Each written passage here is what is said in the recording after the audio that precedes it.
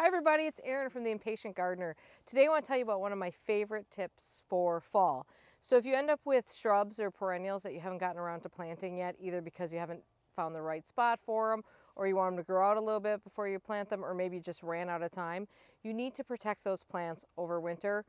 If you live in a cold zone, I'm in zone 5, but certainly zones probably up to 7, I would think you'd be worried about this.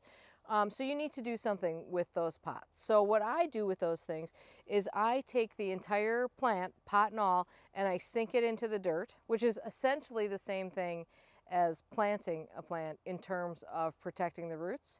And then that way I can just dig them up in spring and I can do what I need to do with them in spring. I'd rather do that than rush around in fall and start putting plants in places where I'm not sure it's the right spot and then think about moving them later. So I've got a few things that I'm going to be doing today. So one of the things that I have to do that with is these boxwoods. I bought very, very, very small boxwood plants a few years ago because, as you know, boxwood is quite expensive.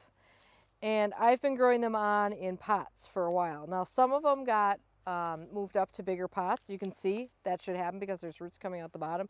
Some of them, like this one, I didn't get around to doing that on. Next year, I think these are going to go in the ground because I've got a spot in mind for them. But in the meantime, these need to go in the ground, in their pots. So this, like I said, that's what I've been doing with these for at least 2 or 3 years now, and you can see they're perfectly fine. So I've got a bunch of these boxwoods I'm going to go do that too.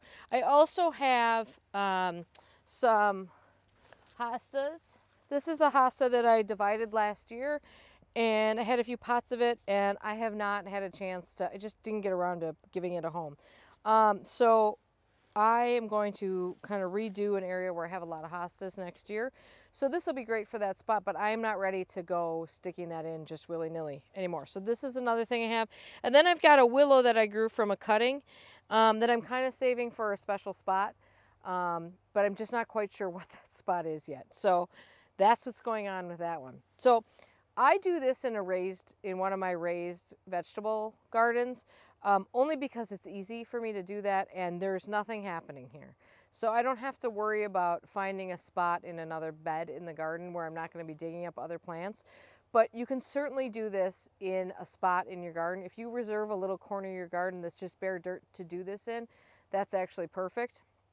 And all you want to do is dig a little hole for that. So I have already dug a trench here, and all you have to do is just pop these in there. I do it so that the soil ends up level with the top of the pot, and I leave a little bit of room in between the pots so that I can fill that in with some soil so that soil is entirely surrounding the pot. And then it's just a matter of plopping them in. I do try to make it a point to weed them if there's any little weeds that have gotten in there first. Take some of the soil that's in here, and this is super easy to do in this bed because of course this is a raised vegetable garden, so the soil is nice and loose. And I just kind of work it around all of the pots.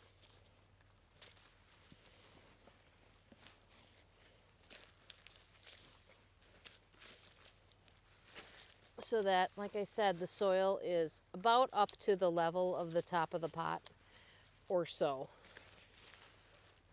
Put a little bit back here.